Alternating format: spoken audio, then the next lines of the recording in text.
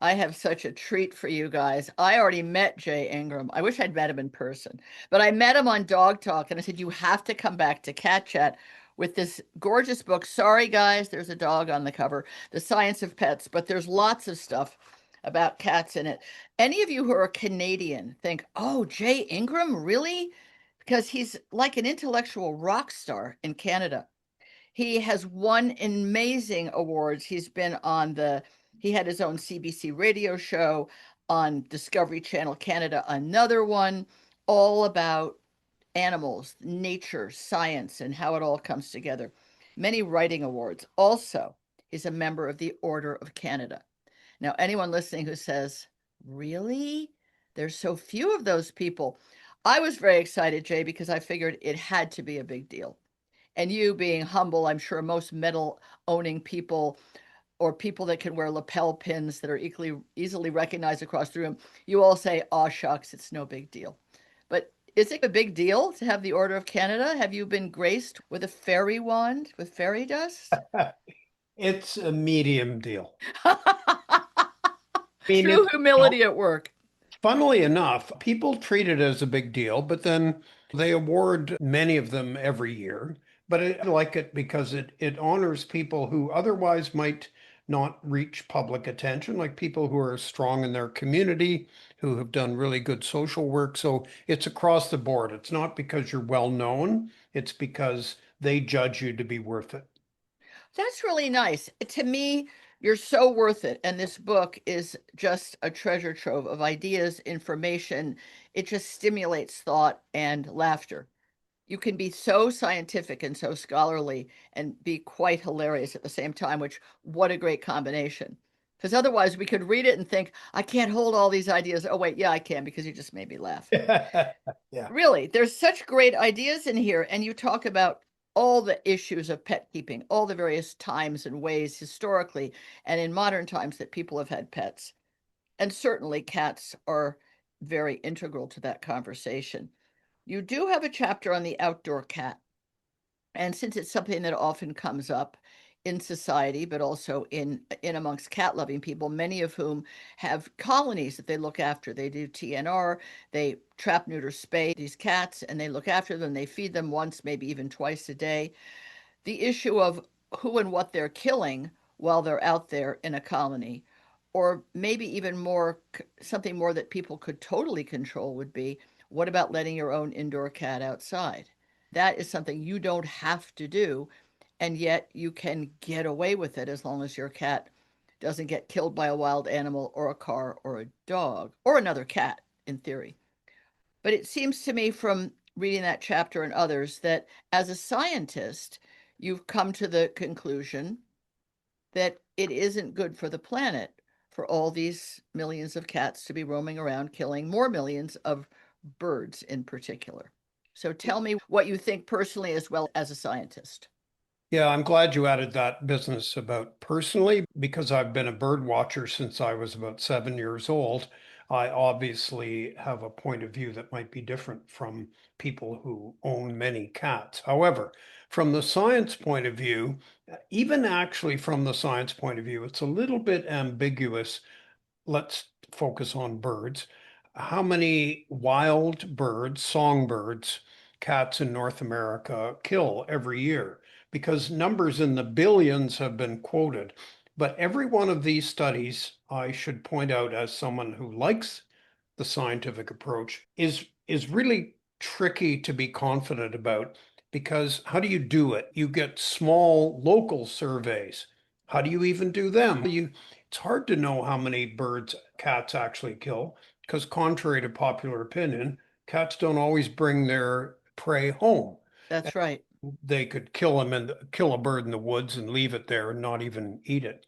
So these numbers get extrapolated from much smaller numbers and therefore errors tend to grow. So the numbers of, I don't know, I can't remember exactly, say 2.3 billion songbirds a year have been quoted by authorities. But you know what? There's a lot of uncertainty. In fact, the Canadian numbers, which aren't anywhere, they're only a small part of that total, Right. have been recently downgraded pretty significantly. However, the point really is the birds are nobody brought those wild birds here unless you're Right, talking about house sparrows and starlings and pigeons. Whereas the cats we introduced. And I just feel as responsible humans who care about the environment around them, you really shouldn't be introducing any kind of animal into the wild that's going to prey on animals, birds, whatever, mice. They're right. probably the biggest prey that were already there. The counter argument that I put in the book that I don't share, but I'll tell you anyway, is that for a cat to live a truly 100% feline life, it has to be able to go outdoors. This is quoted by philosophers, and I don't see how you can justify that comment because we don't know what it's like internally for a cat to feel like I'm 100% like this is the best life I Right. could ever live.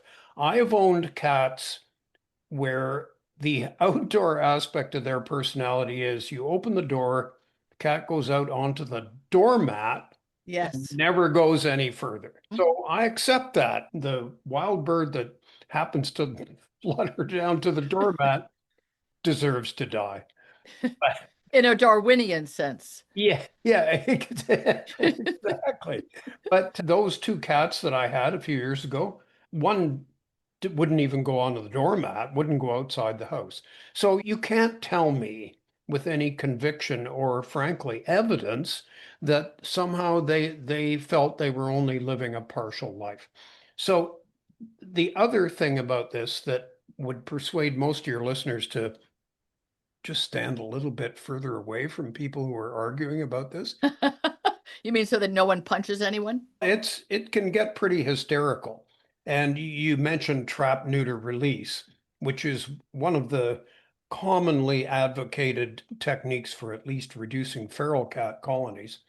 But I've also seen pretty compelling evidence from scientists that any long-term trap, neuter, release program has never worked. So Really? they work at first, but inevitably cats are immigrating into the colony. To get it, you have to neuter a very large percentage of the females in the colony, so it just doesn't work. But it's an emotional argument, and emotional arguments always have trouble accommodating science without arousing ire on the parts of those people who don't agree with the science.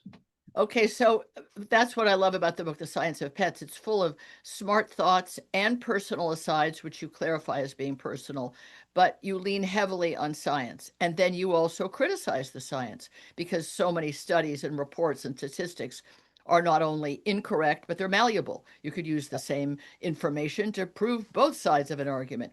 So if we step back a step, and I'm someone who says, and has always said, and the cat experts I have on this show and on Dog Talk, and whatever I wrote in the cat Bible, everything your cat expects you to know, is that you can create an interesting environment for your cat inside because cats are not wild animals who you've captured, like that poor baby gorilla recently. They aren't wild animals that you've brought indoors and they're doing you a big favor to live there. They're domestic animals, created, if you will, by humans. So there's that. You can give them a great life indoors. You have to go out of your way to do it, but so do you for a human toddler or a 5-year-old or for a dog.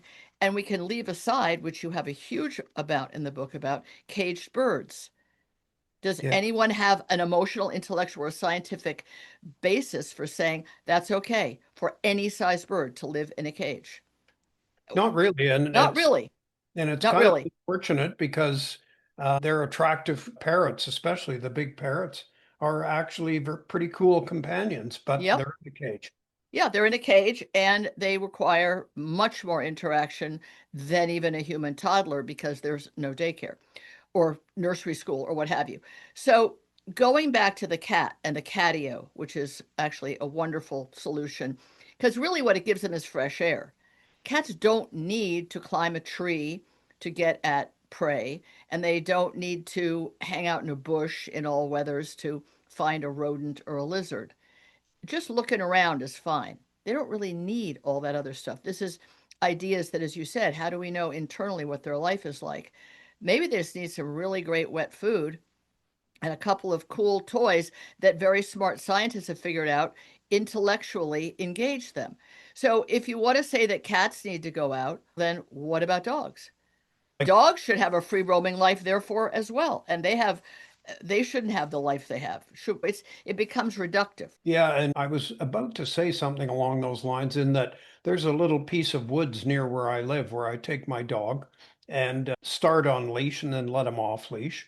But I have to be careful because if we see a deer, he will go into sort of chase mode. Right. If I have him on leash and he sees a deer and he strains at the leash, it never occurs to me that when we go home, he's going to sit there glumly thinking, I'm not really 100% dog. Or harbor great resentment against you. Yeah. And I would be we've had a new roof being put on our house. It's been a nightmare because my dog sees all these strange men walking across the yard with weird things on their shoulders. Right. And then he hears them pounding on the roof. Yes. And so he hasn't stopped barking for a week and a half. Poor guy. He Yeah. needs a throat lozenge. But this is the thing about cats that they seem more mysterious, even to the most attached, beloved, lifetime cat owner, than dog people think dogs are. It doesn't mean the dog people really do know. It's just we have this idea that the way they communicate with us, with their facial expressions, their body language, their voices, that we think they're communicating with us more than cats do. But that's just our ego. That's our supposition. We don't know Yeah. for sure what their internal life is like. And so many books have been written, oh, what the dog is really feeling, smelling, hearing. We don't know. This is all just supposition. I think we're much further away from understanding them than, as you just pointed out, that we think. Yep. And there's a common question that I get asked, and wouldn't be surprised if you were thinking of asking me this question. I'm Which, going to ask it. okay, go. Does my cat love me? Okay, I have an answer for this. Okay. The first part of the answer is I have no idea, and neither do you.